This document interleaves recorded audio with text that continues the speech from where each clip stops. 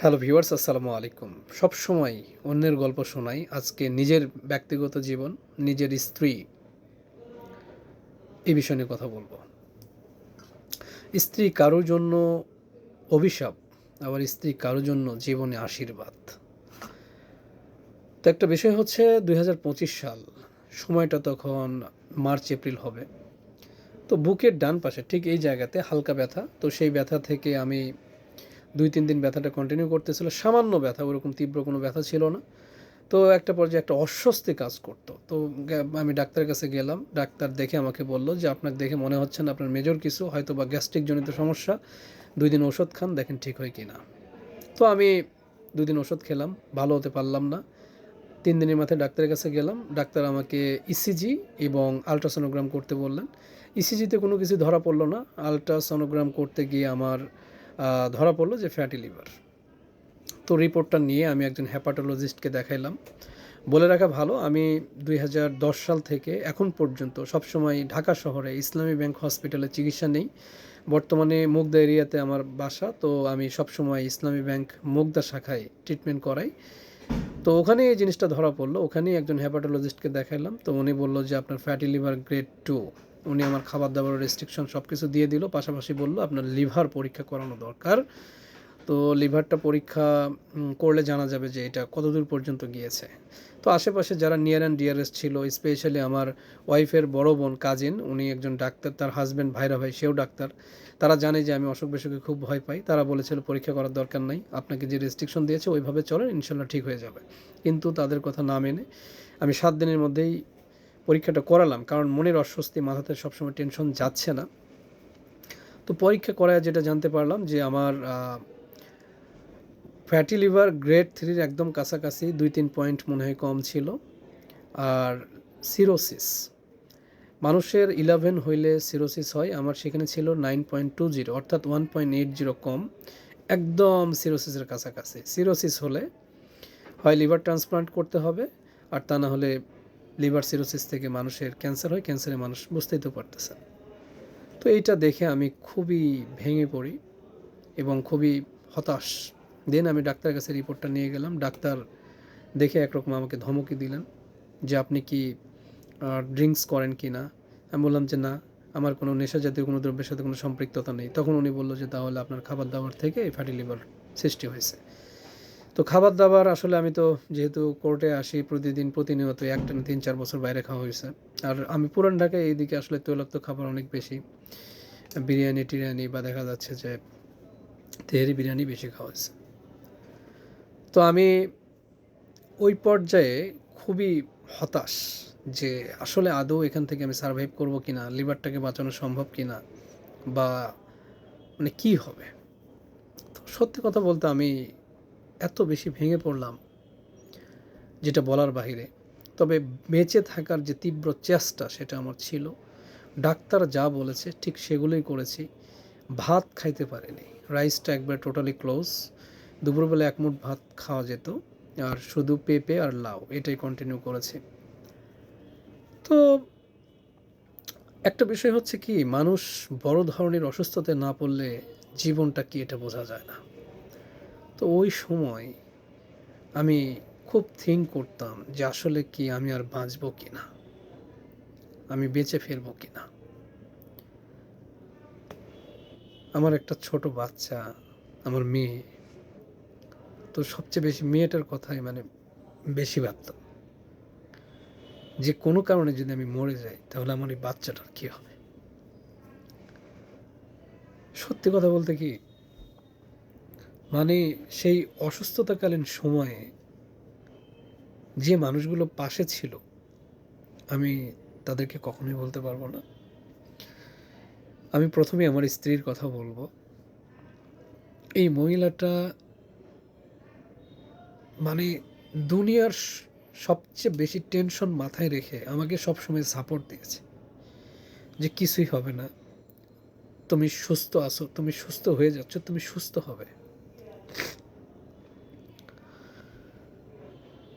মানে আমার বাবা মা যে কাজটা করতে পারেনি, বাবা মায়ের আসলে করার সুযোগও নেই, তারা গ্রামে থাকেন। আর আমি নিজেও তাদেরকে ওইভাবে টেনশন দিতে পারিনি, কারণ আমার যখন যা হয়েছে আমি আমার স্ত্রীকে বলেছি, সব সময় আমি আমার স্ত্রীর সাথে বিষয়গুলো শেয়ার করেছি। কিন্তু আমি এটা বুঝিনি, আমি সবসময় বাবা মায়ের কথা ভাবতেছি, তাদেরকে সব কিছু বলি না। কিন্তু আমার যখন যেটা হচ্ছে আমি আমার স্ত্রীকে বলতেছি। ও এত টেনশন, এত লোড, মানে সব কিছু নিয়ে ও আমাকে সবসময় বেঁচে থাকার যে অনুপ্রেরণা, সেটা জুগিয়ে গেছে।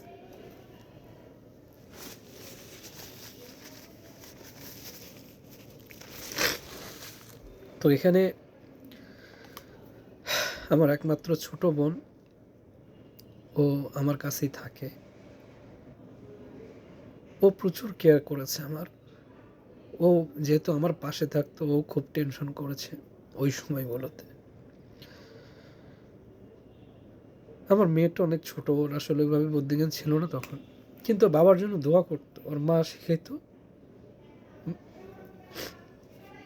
বাবার জন্য দোয়া করতো।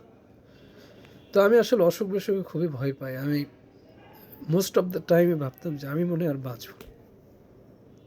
তো আমার খাবার দাবার যেহেতু বন্ধ, তেমন কিছু খাইতে পারি না। না খাওয়ার যে কত কষ্ট, মানে একটা মানুষ সামনে খাবার থাকা অবস্থায় না খেয়ে থাকাটা যে কত কষ্টের। আল্লাহ এই অসুখটা কাউকে না দিক।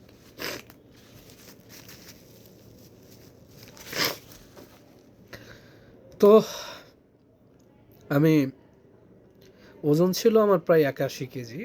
আমি 28 দিনের মধ্যে আমার সেই ওজন চলে আসছে 63 কেজিতে। আমাকে দেখে কেউ চিনতে পারে না। আমি ভয়ে ফেসবুকে ছবি আপলোড দিই না। আমার খুব খারাপ অবস্থা ছিল। যখন মানুষ দেখতো আমাকে, যখন বলতো খুব খারাপ হয়ে গেছে, চেহারা শুকিয়ে গেছে, এই সেই, তখন আমার মনে হতো যে আমি মনে হয় আর বাঁচবো না। সত্যি খুব কষ্টের। আপনার জীবদ্দশায় বড় ধরনের অসুখে আক্রান্ত না হলে আপনি বুঝতে পারবেন না। আমার গ্রামের মানুষ, মা বাবা, আত্মীয় স্বজন, শ্বশুর শাশুড়ি, সবাই আমার জন্য দোয়া করেছে। 28 দিন পর আমার খুব খারাপ হয়ে গেল। ক্লায়েন্ট এসে চিনতে পারতেছে না, বলতেছে ভাই আপনি এখনই ডাক্তার দেখান, যদি পরীক্ষা করেন ভালো হলে ভালো, ভালো না হলে অ্যাডভান্স ট্রিটমেন্ট নেবেন। ওনার কথা শুনে আমি আর রাখতে পারলাম না। আমি গেলাম, পরীক্ষা করলাম শান্তিনগর একটা ডায়াগনস্টিক সেন্টারে। ওখানে গিয়ে দেখি যে আমার লিভার, পরীক্ষায় রিপোর্ট আসছে সিরোসিস হয়ে গেছে। আমি খুব ভেঙে পড়লাম। আমার ওয়াইফ সাথে ছিল, উনি জানার পরে সেও প্রচুর কান্না করে দিল। তো যাই হোক, ওখান থেকে ডাক্তার বলল আমরা আরেকবার পরীক্ষা করাবো, তারপর রিপোর্ট দেব। তো ওখান থেকে বের হয়ে আমি আমার ওয়াইফকে বললাম চলো আমরা পপুলারেই যাই। পপুলারে গিয়ে পরীক্ষা করালাম। পরীক্ষা করায়া দেখি যে লিভার, মানে পরীক্ষা একদম সঠিক, এবং আমার লিভার সব ঠিক হয়ে গেছে। সিরোসিস ওইটাও কমে গেছে, পয়েন্ট যেটা ফাইব্রোসিস, ওই সব কিছু কমে গেছে। একদম সুস্থ স্বাভাবিক মানুষের মতো হয়ে গেছে। আমি কান্না করে দিছি, আল্লাহর কাছে শুকরিয়া করতে করতে জীবন শেষ। রিপোর্ট ওই ডায়াগনস্টিক সেন্টারে ভুল ছিল। ওই রিপোর্টটা নিয়ে আমি ডাক্তারের কাছে গেলে হয়তো আমাকে অনেক বেটার ট্রিটমেন্ট নেওয়ার জন্য দেশের বাইরে যেতে বলতো। চিকিৎসা ভুল হয় অনেক সময়। আপনারাও একটা রিপোর্টের উপর কখনোই নির্ভর করবেন না। পরে সেই রিপোর্ট ডাক্তারের কাছে নিয়ে আসলাম। ডাক্তার দেখলো, উনি সাথে সাথে আমার সব ওষুধ বন্ধ করে দিয়ে দিয়েছেন, এবং তারপরে আমার আস্তে আস্তে আস্তে আস্তে আমি স্বাভাবিক জীবনে ফিরি। তো আমার এই যে জার্নি, ফ্যাটি লিভারে বাংলাদেশে 2 কোটিরও বেশি মানুষ আক্রান্ত, অনেকেই জানেই না। খাবার দাবার সচেতন হন, বাইরের খাবার খাওয়া বন্ধ করেন, তৈলাক্ত খাবার খাওয়া বন্ধ করেন। আমি, আমার বাবা মা, স্ত্রী, বোন, আত্মীয় স্বজন, ইভেন আমার শ্বশুর শাশুড়ি, তারাও আমার জন্য ভীষণ চিন্তায় ছিলেন। আমার শাশুড়ি মাঝে মাঝে ফোন দিয়ে আমার জন্য খুব কান্না করতেন। আমি তার মায়া ভরা মুখটা দেখে ভাবতাম যে আসলে আমি মরে গেলে এনারাও হয়তো কাঁদবে। বাবা মায়ের কথা নাই বা বলি, সব কিছুর ঊর্ধ্বে তো বাবা মা।